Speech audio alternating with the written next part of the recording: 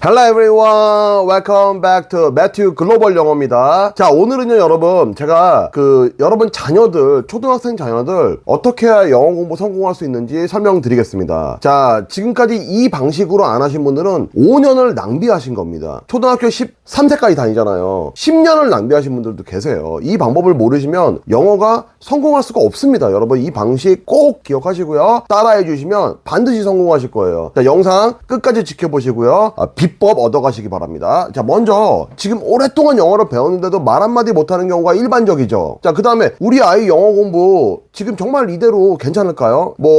전화 영어도 하고 있고 또 학원도 다니고 있고 또 집에서도 하고 있고, 그런데 영어가 늘질 않죠. 그래서 제가 학년에 상관없이 우리 아이가 영어를 제대로 배울 수 있는 방법, 현실적인 방법 3가지를 제가 알려드리겠습니다. 먼저 제일 중요한 거, 영어는요 이해 가능한 인풋, 입력부터 시작을 해야 되는 겁니다, 여러분. 자, 이해 가능하지 않은 너무 어려운 영어 교재를 준다던가 그러면은 아이들이 그걸 받아들이고 소화시킬 수가 없습니다. 금방 실증이 나고 싫어집니다. 결국 부모가 해야 되는 제일 중요한 역할은 뭐냐면 아주 쉬운 교재를 찾아주는 겁니다. 이게 정말 중요합니다. 그래서 저는 교보문고라든가 영품문고 가서 그 한 15,000원, 20,000원 하는 영어 교재들 있잖아요. 쉬운 교재. 이거를 돈 아까워하지 마시고 매주 갈 때마다 그걸 사주시라, 이렇게 말씀드리고 싶어요. 아이들이 관심 있는 만화, 관심 있는 캐릭터로 사주시면 정말 좋습니다. 그래야지 아이들이 흥미를 갖고 이게 볼 거 아니에요. 그리고 부모가 완벽주의면 아이들 영어 실패합니다. 왜 그런지 제가 말씀드릴게요. 부모가 완벽주의면 그 책을 완전하게 아이들이 그냥 씹어먹을 정도로 봐야지 속이 시원하죠. 그렇게 하시면 절대 안 돼요. 그냥 그런 책을 샀으면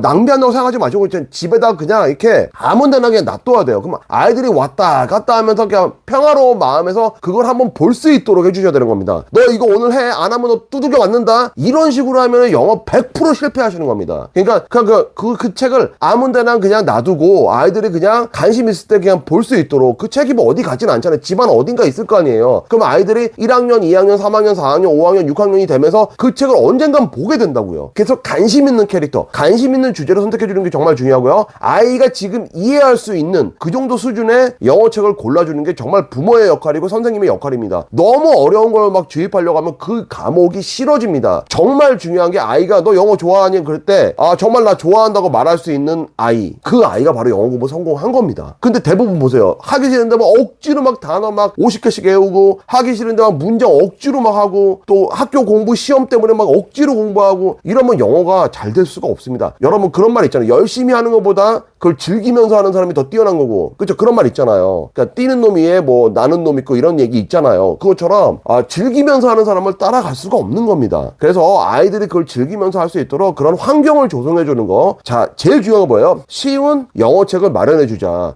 매주 아니면 한 달에 한 번이라도 서점에 같이 가서 엄마 아빠가 영어책을 쉬운 걸 골라주는 거예요. 이 작은 행동부터 시작을 하셔야 되는 겁니다. 자, 그래서 언어학자 크라션이란 분이, 스티븐 크라션, 저도 영국에서 공부할 때 이분에 대해서 논문도 읽고 저도 에세이도 쓰고 했는데, 자, 이분이 뭐라 그러냐면 I+1. I가 뭐냐면 지금 아이의 현재 영어 실력이에요. +1은 바로 그 다음 단계를 제공해줘야 아이가 영어 성공한다는 거예요. I+2라든가 I+3 이렇게 하면 영어 성공 안 된다라는 겁니다. 이게 정말 중요한, 아이 지금 현재 알고 있는 수준보다 살짝 높은 단계를 제공을 해줘야지 아이가 흥미롭게 영어를 듣고 읽고 효과적으로 공부할 수 있다라는 겁니다. 너무 어려워 2단계, 3단계를 알려주면은 아이가 이제 실증을 느끼고 하질 않는다는 겁니다. 정말 중요하고요. 자, 그 다음에 두 번째는 뭐냐면 리딩을요 무작정 막 그냥 스파르타식으로 읽는 거, 이게 아니라 단계적으로 제공을 해줘야 됩니다. 단계적으로. 이것도 되게 가장 흔히 하는 실수가 너무 어려운 지문을 주는 겁니다. 느낌만으로 해석한다,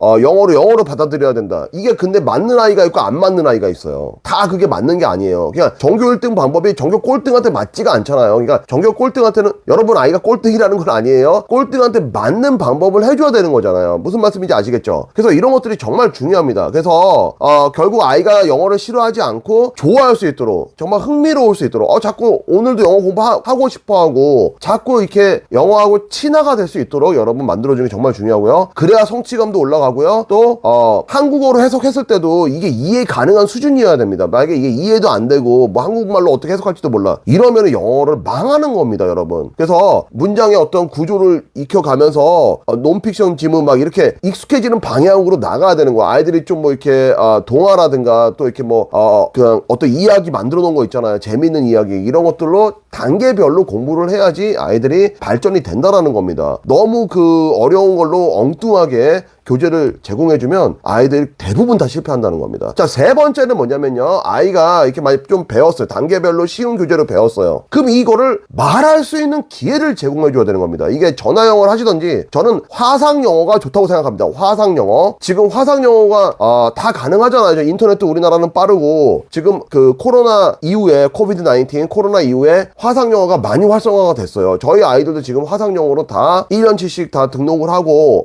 있습니다. 왜냐하면 결정적 시기가 있기 때문에 이게 넘어가면 아이들이 또 습득이 어려워집니다. 그걸 10세 정도로 이제 우리가 생각을 하고 있습니다. 그래서 그 전에 시작하는 게 정말 좋습니다. 물론 초등학교 때까지 늦지 않았어요. 지금이라도 시작을 하셔야 되고요. 그렇게 아웃풋, 출력을 해야 됩니다. 이게 배운 거를 출력을 해야지 완전히 내게 되고 내재화가 되는 겁니다. 이 배운 거를 출력을 안 하면요. 이게 그냥 머릿속에만 있게 돼요. 그러니까 이게 아주 활동적인 지식이 아니라 머릿속에 그냥 고여있는 지식이 되는 거예요. 그래서 아무 의미가 없다라는 겁니다. 그래서 이거를 아웃풋 티어리라고 있어요. 출력 영어. 여러분 말하는 건 다 들을 수 있습니다. 듣는다고 그 말을 다 말할 수는 없죠. 이게 굉장히 중요한 겁니다. 말하는 건 내가 말하는 건 다 들을 수가 있어요. 근데 듣는다고 해서 그걸 내가 말하는 건 아니죠. 이게 엄청나게 중요해요. 아웃풋 티어리, 출력 이론 꼭 여러분 기억을 하시고요. 그래서 아이들이 이렇게 말하는 연습을 할 수 있는 출력 환경, 또 이런 어떤 영어를 말할 수 있는 환경을 마련해 줘야 된다는 겁니다. 이게 되게 중요한 겁니다. 꼭 알아두시고요. 자, 이제 결론을 한번 말씀드리겠습니다. 단계별로 일단 쉬운 것부터 체계적으로 접근해야지 영어가 성공한다라는 겁니다, 여러분. 그래서 매일 단어를 갖다가 이제 외우거나 막 어려운 거 막 리딩 한다거나 이런 거 하지 마시고요. 그냥 아빠 엄마가 좀 써줘요. 저 같은 경우는 단어를 써줘요. 하루에 뭐 5개씩. 자, 써줘요. 간단한 문장하고